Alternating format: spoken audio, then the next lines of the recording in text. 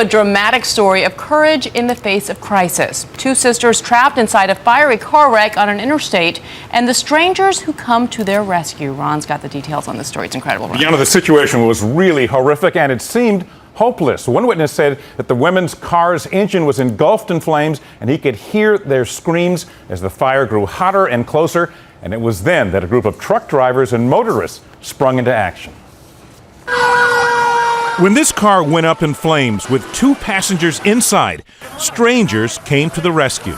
I just yelled, "I need a knife." Almost 30 people rushed to the rescue along Interstate 10 in Mississippi. I opened up the door and I got her sister out, and another gentleman got her wheelchair, and we brought her up to the road. Navy second-class petty officer Melissa Estes breaks the back window of the vehicle and cuts the seatbelt, releasing the passenger, Giovanna DeMonte, who was handicapped. I went around to the driver's side and saw that the driver, she was unconscious at the time. The driver is her older sister, Felicidad.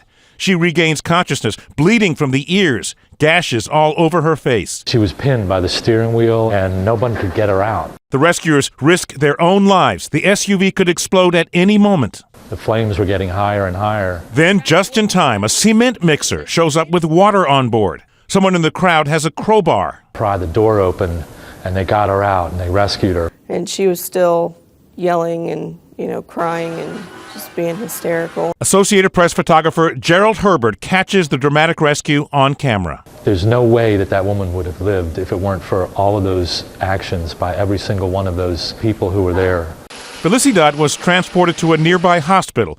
She is now in stable condition.